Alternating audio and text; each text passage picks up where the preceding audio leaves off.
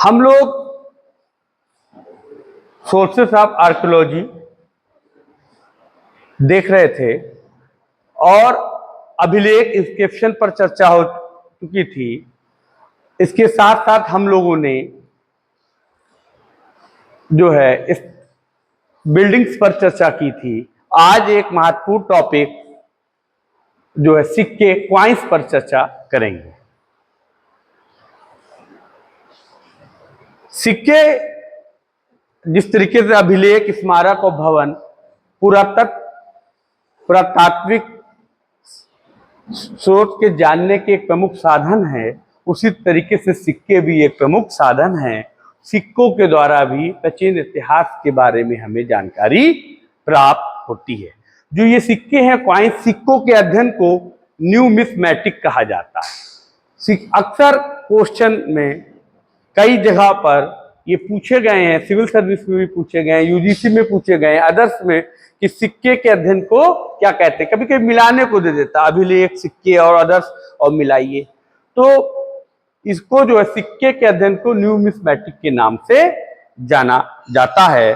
और 206 बीसी से लेकर आपका 300 एडी तक, 206 बीसी से लेकर 300 एडी तक के जो इतिहास है उसको जानने के लिए सिक्के के साक्ष्य जो हैं वो महत्वपूर्ण भूमिका निभाते हैं। खास बात यह है कि इन सिक्कों पर जिन्हें मुद्राओं के नाम से भी जाना जाता है, इसमें तिथि डेट विधि होती है, ठीक है, और इन तिथियों से कालक्रम निर्माण में हमें सहायता मिलती है। सिक्के में क्या होता था कि सिक्कों पर जो राजा महाराजा होते थे वो अपने नाम, तिथि सबका उल्लेख करते थे, या ये सिक्के अलग अलग जगह से, जमींदार के माध्यम से या अन्य जगह से संचालित होते थे तो उनके नाम और तिथि दी रहती थी। तो इन तिथियों से ये दो बातें पता चलती थी कि ये सिक्के किसके हैं और किस काल के हैं, और उससे काल निर्धारण होने में सहायता मिलती है कि ये सिक्के किस समय के हैं, कब के हैं और किस शासक के हैं, इसके बारे में जानकारी प्राप्त होती है। तो सिक्कों से भी इतिहास लेखन के बारे में हमें बड़ी जानकारी प्राप्त होती है। ये जो पुराने सिक्के हैं, ये पुराने जो सिक्के हैं, ये सोने के, तांबे के, चांदी के, सोने, तांबा, चांदी और शीशे के सिक्कों को किस नाम से जाना जाता है? आहत मुद्रा के नाम से जाना जाता है। आहत मुद्रा।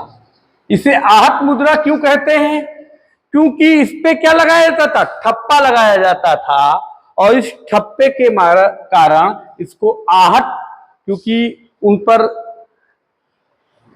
जख्म बनता था, उसी के कारण से आहत के नाम से जाना जाता है। और इस आहत सिक्कों को पंचमार्क के सिक्कों के नाम से भी जाना जाता है। तो आहत सिक्के, पंचमार्क सिक्के, और ये कब के हैं? ये 500 बीसी के हैं। ये सिक्के कब के हैं? 500 बीसी के हैं, और भारत के सबसे प्राचीनतम सिक्के ये हैं। इन सिक्कों पर कई चीजों की आकृति बनी होती थी, और अक्सर एग्जाम में, सिविल सर्विस के एग्जाम में, यूजीसी के एग्जाम में, अदर्स एग्जाम में पूछा गया है कि पंचमार्क सिक्के पर किसकी चित्र हैं या किसके चित्र नहीं है, तो उसको आपको करना रहता है। तो इसमें पेड़, मछली, सांड, हाथी, अर्धचंद्र आदि के चिन्ह बने हुए हैं। तो इसको याद करने के लिए आप पेम, साहा, अर्ध, पेम, साहा, अर्ध के रूप में पेम, साहा, अर्ध। देखिए, वजह यह है कि अक्सर ये क्वेश्चन आता है और कंफ्यूजन हो जाता है एग्जाम पीरियड में कि क्या था क्या नहीं था। अगर इस तरीके की चीजों को हम लोग क्या करेंगे, सूत्र में बना लेंगे, फार्मूला में बना लेंगे, तो हमें याद रहेगा, ताकि हम जब कंफ्यूज होंगे और क्वेश्चन सामने आएगा 2-3 बार देखेंगे तो याद आ जाएगा इसका फार्मूला पेम साहा अर्ध है। पा से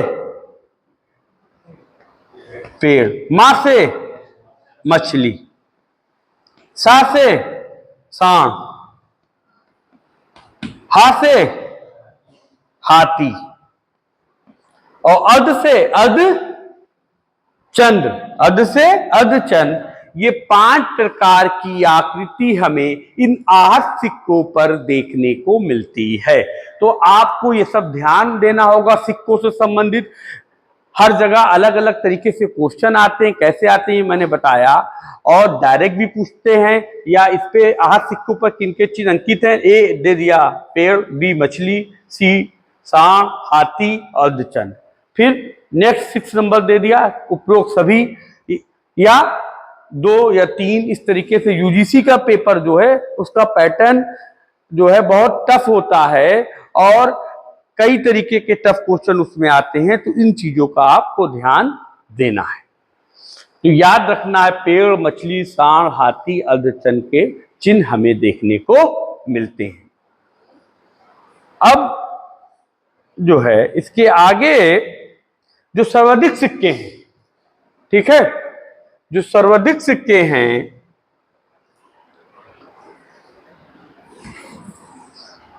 मैक्सिमम, ठीक है, जो कॉइन्स हैं वो कब मिले हैं, मौर्योत्तर काल, post Maurya, post Maurya period के हैं, पोस्ट मौर्य पीरियड के हैं। मैक्सिमम कॉइन्स के जो सिक्के हैं, मैक्सिमम सर्वाधिक सिक्के पोस्ट मौर्य काल में हमें प्राप्त हुए। अक्सर आता है ये, कई डायरेक्ट भी पूछ लेता है और यूजीसी के पेपर का जो पैटर्न है क्या सही है क्या गलत है, तो 5-6 लाइन स्टेटमेंट दे देता है, नीचे फिर उसको ABC सही है, DE सही है, 1 2 3 सही है, इस तरीके से पूछ लेता है। तो इसके बारे में सारी जानकारी, जब तक यूजीसी के पेपर में आपको सारे फैक्ट्स नहीं याद हैं, सारे फैक्ट्स आपके ध्यान नहीं हैं, जब तक आप क्वेश्चन सॉल्व नहीं कर सकते। जिन लोगों ने दिया है वो इस चीज को देखे होंगे। तो इस बात को आपको ध्यान रखना होगा कि मैक्सिमम जो कॉइन सिक्के हैं वो पोस्ट मौर्य पीरियड के हैं, मौर्योत्तर काल के हैं, मौर्योत्तर काल के हैं। और इसमें शीशे, चांदी, तांबे और सोने के, ठीक है, शीशे, तांबे, चांदी और सोने के सिक्के बनाए जाते थे। तो ये भी बात ध्यान रखिएगा कि ये सही है। फिर इस समय पक्की मिट्टी के सिक्के भी, जो पक्की मिट्टी के सिक्के, पक्की मिट्टी के सिक्के किस काल में पाए गए? कुषाण काल में। कब पाए गए हैं?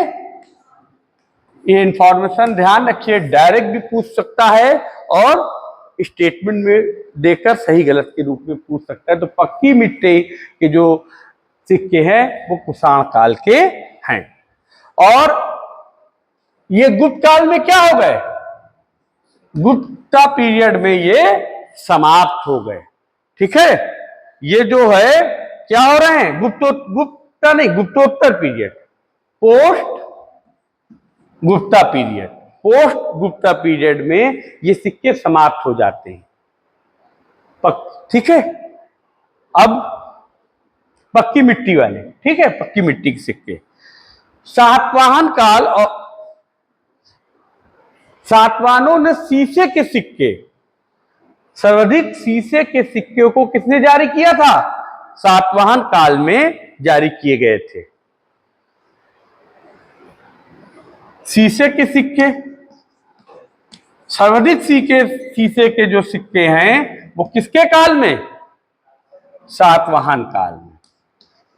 और सर्वाधिक सोने के सिक्के, सर्वाधिक सोने के जो सिक्के हैं, शीशा, सातवाहन और सोने का जो है सर्वाधिक, वो गुप्त पीरियड के हैं, ठीक है। कब के हैं वो? गुप्त पीरियड के हैं। सर्वप्रथम सिक्कों पर लेख लिखने का काम, सर्वप्रथम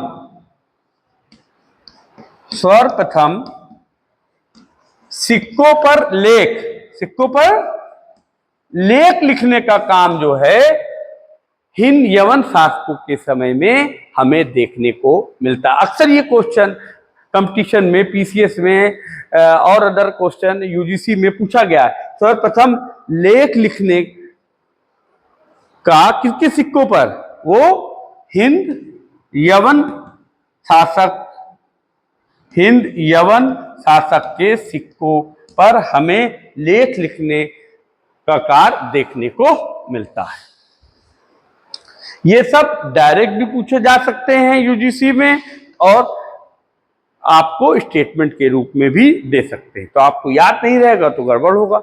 यूजीसी में कह सकता है सर्वप्रथम लेख लिखने का काम हिंद यवन शासकों के समय में नहीं हुआ, तो कंफ्यूजन हो जाती है। तो याद रखना है कि हुआ है।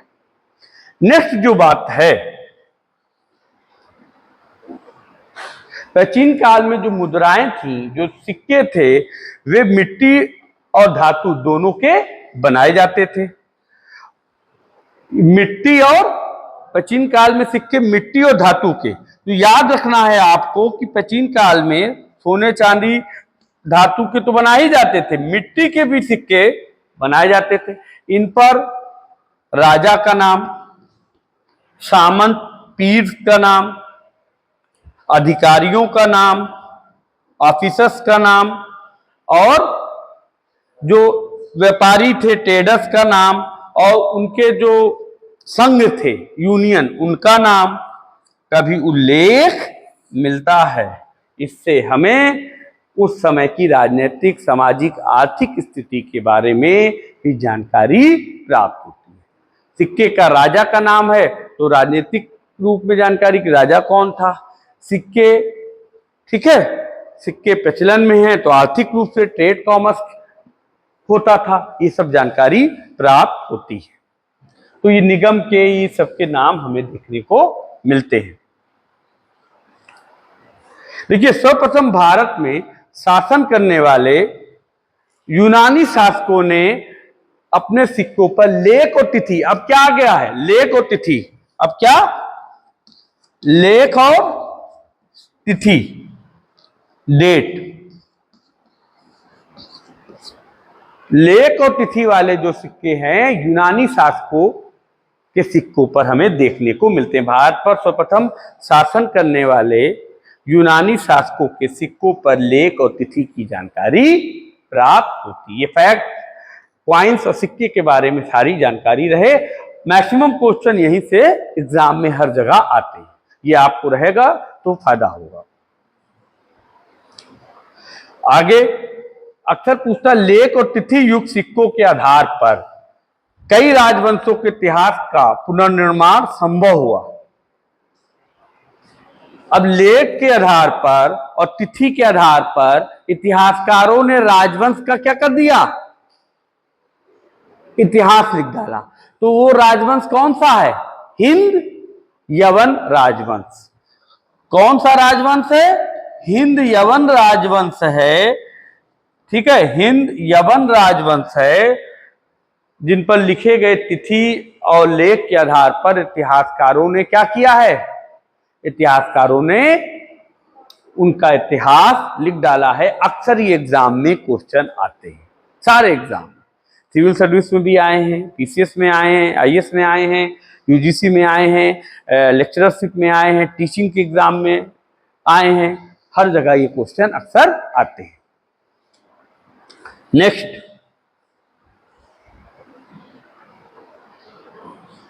अब अक्सर पूछा जाता है किस काल में शुद्ध सोने के सिक्के मिले? शुद्ध सोने के सिक्के कब हमें मिले?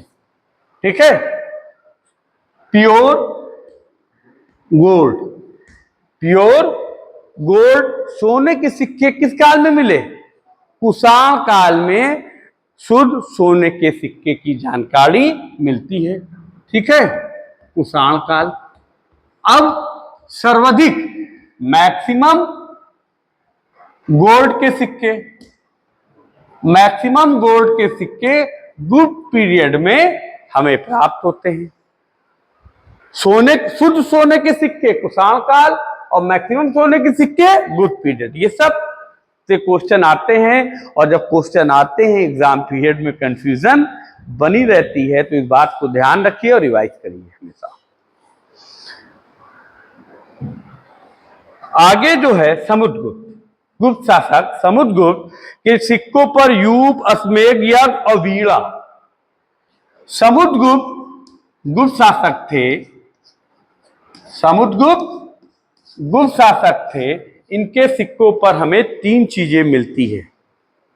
यूप, यूप बना है, और वीणा, यूप वीणा, ये सब चीज हमें जो है मिलते हैं। अश्वमेध यज्ञ, अश्वमेध यज्ञ क्या होता है? अश्वमेध यज्ञ जो था, अश्वमेध यज्ञ, शासक अपने घोड़े को छोड़ता था, वह जितनी दूर तक जाता था वो पूरा क्षेत्र उस शासक के अंतर्गत माना जाता था।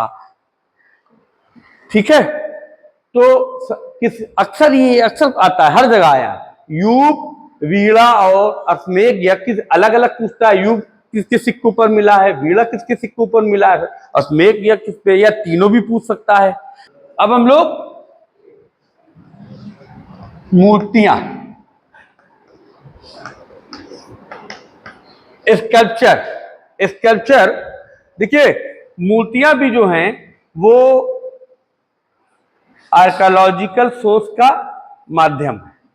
मूर्तियों से भी हमें पुरातात्विक स्रोत का माध्यम है, इससे इतिहास के बारे में जानकारी प्राप्त होती है। प्राचीन भारतीय इतिहास में मूर्तियों का जो निर्माण है, ठीक है, मूर्तियों के निर्माण की जानकारी हमें कुषाण काल से प्राप्त होती है। ठीक है, प्राचीन भारतीय इतिहास में मूर्तियों के निर्माण की जो जानकारी है वो कुषाण पीरियड से प्राप्त होती है। और ये जो मूर्तियां, देखिए मूर्तियां जो हैं, इस पे दो टाइप का, एक मथुरा कला में मूर्तियां बनाई जाती हैं, एक मथुरा कला में मूर्तियां बनाई जाती हैं, और दूसरी जो मूर्ति थी उस पर वैदेशिक प्रभाव था, फॉरेन इफेक्ट था। ठीक है, मथुरा कला और वैदेशिक, तो फॉरेन इफेक्ट के आधार पर भी मूर्तियां बनाई जाती थी। जो कुषाण कालीन मूर्तियां थी, इस पे हमें वैदेशिक प्रभाव देखने को मिलता है। ये कुषाण कालीन मूर्तियों पे कैसा प्रभाव है?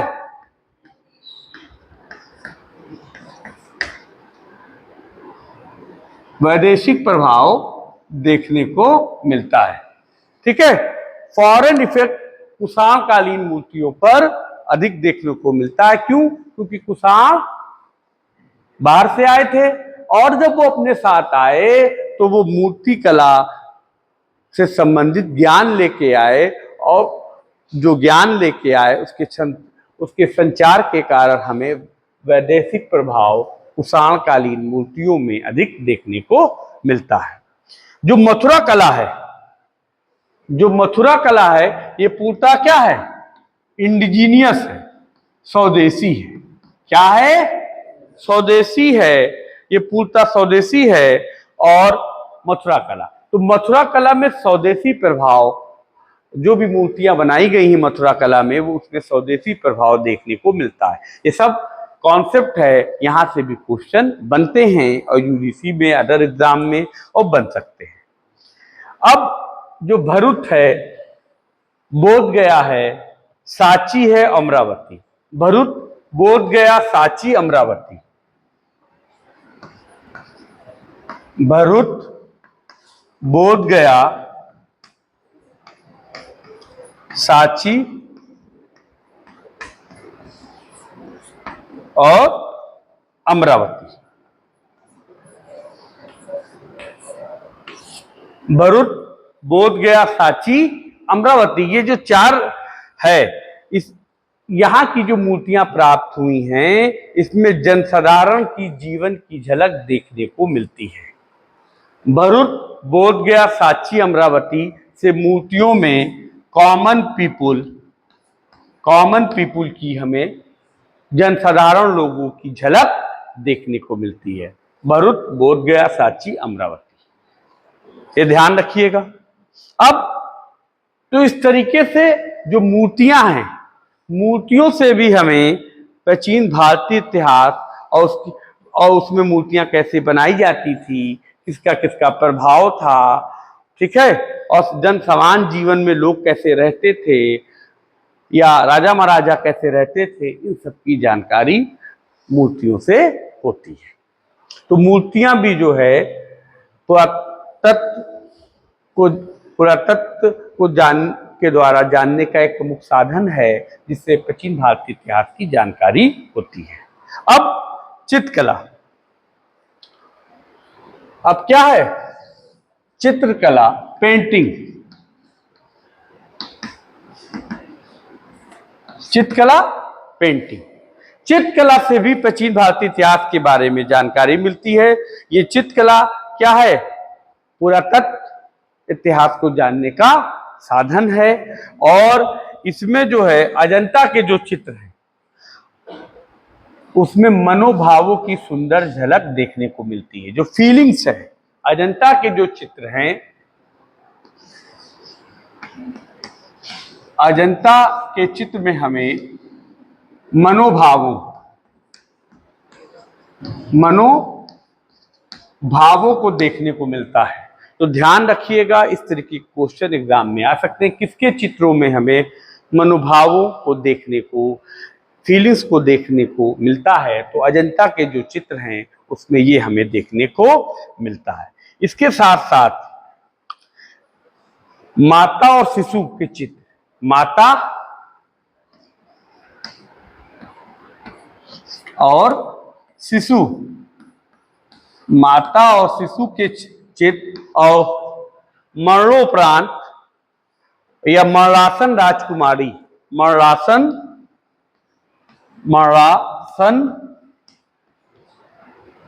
राजकुमारी, कुछ और चित्र जो बहुत फेमस चित्र है, मिलाने को भी आ जाता है। जैसे मनोभावों दे दिया, अजंता से मिलाना है, माता और शिशु का चित्र दे दिया या मरणासन राजकुमारी का चित्र दे दिया और सामने कुछ और जगह दे दिया, तो मिलाने को आ गया। तो गुप्त काल जो है, आप सभी गुप्त काल के बारे में जानते हैं कि ये जो गुप्त काल है, कला के क्षेत्र में, साहित्य के क्षेत्र में बहुत डेवलपमेंट हुआ था। और गुप्त काल को बहुत से शासक क्या कहते हैं? गोल्डन एज के नाम से जाना जाता है। जो कम्युनिस्ट हिस्टोरियंस हैं वो कुषाण काल को गोल्डन एज मानते हैं, लेकिन व्यवहार में अधिकतर लोग गुप्त काल को गोल्डन एज, स्वर्ण काल के नाम से जाना। ये इस तरीके के भी क्वेश्चन आते हैं, ठीक है। तो ये तो एमए, बीए का और एमए का एंशिएंट हिस्ट्री का एक फेमस क्वेश्चन सिविल सर्विस का है। गुप्त काल, स्वर्ण काल था, विवेचन कीजिए। बीए पार्ट 1 में आता है, एमए में आता है और आईएएस पीसीएस में भी आता है। तो माता और शिशु के जो चित्र हैं, मरणासन राजकुमारी के चित्र हैं, ये किस पीरियड के हैं? गुप्त पीरियड के हैं। और गुप्त काल की पेंटिंग के बारे में हमें जानकारी मिलती है और बहुत ही सुंदर तरीके से जो रियल में जो चित्र होने चाहिए वैसे चित्र हमें देखने को मिलते हैं गुप्त काल में। और एक चीज और है, अजंता में बोधिसत्व पद्मपाणि का चित्र प्राप्त हुआ है। अजंता, अब देखिए हमने बताया कि मिलाने को भी आ सकता है, ठीक है। तो पद्मपाणि का जो चित्र है, बोधिसत्व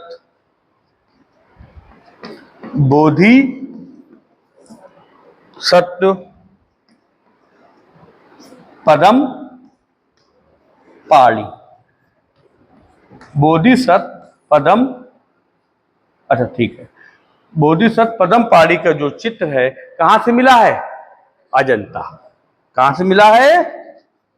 अजंता से प्राप्त हुआ है।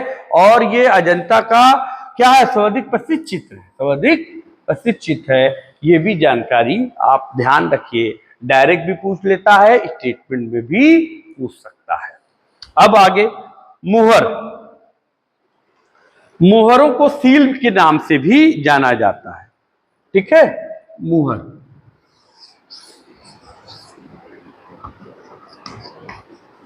मुहर क्या है? जिसे इंग्लिश में सील कहा जाता है।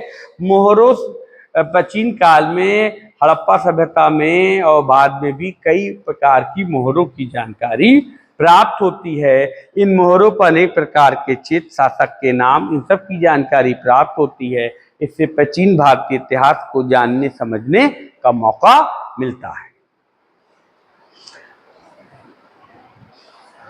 ठीक है, और इन मोहरों से व्यापारिक, धार्मिक, आर्थिक जीवन के बारे में भी हमें जानकारी मिलती है। इन मोहरों को व्यापारिक जो संघ थे या बड़े, वो लोग भी इसका यूज किया करते थे। धार्मिक जो संस्थान थे वो यूज किया करते थे। ठीक है, तो ये जानकारी प्राप्त होती है। और हड़प्पा, मोहनजोदड़ो, ये सैंधवकालीन पूरा स्थल हैं। और बसाव, हड़प्पा से, मोहनजोदड़ो से और बसार से कांचली मिट्टी की मोहर मिली है। कांचली मिट्टी की मोहर हड़प्पा से, मोहनजोदड़ो से। ठीक है, हड़प्पा, मोहनजोदड़ो और बसार, ये तीन जगह से कांचली मिट्टी की मोहर मिली है। और इस पर धार्मिक प्रतीक बने, इस पर क्या बने हैं?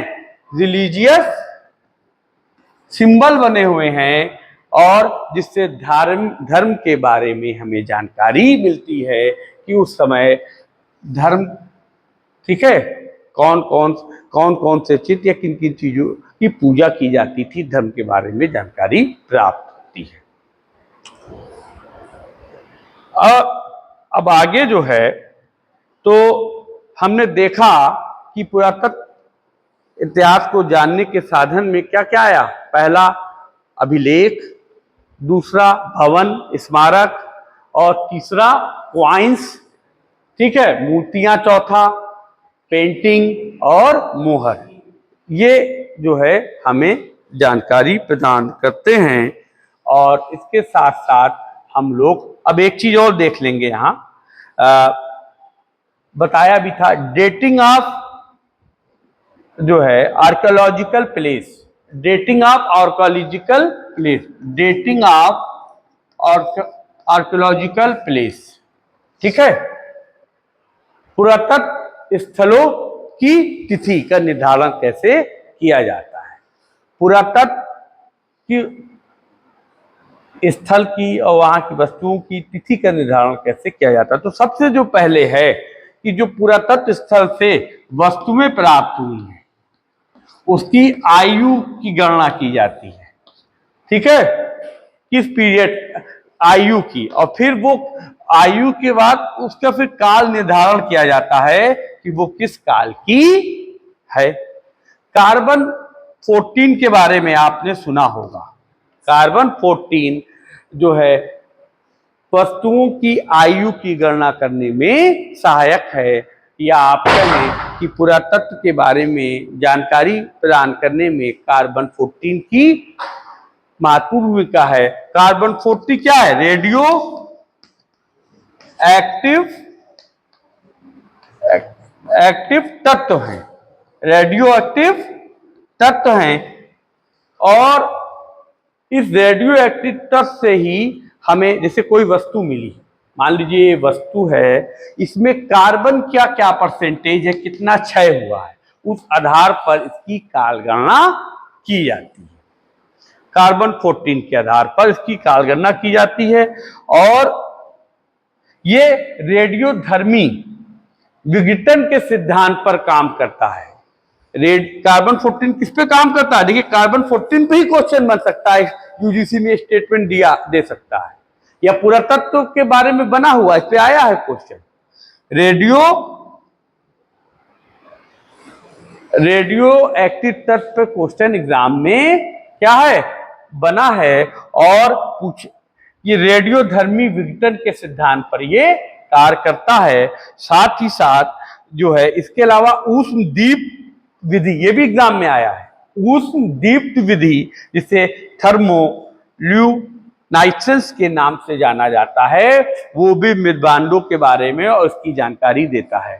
तो उष्ण दीप्ति और कार्बन 14 के द्वारा हमें जो है हम वस्तु की आयु और काल गणना करते हैं। जब कोई वस्तु का टाइम पीरियड पता चल जाता है तो उसके बाद उसका काल, उस समय के काल के बारे में जानकारी ढूंढते हैं।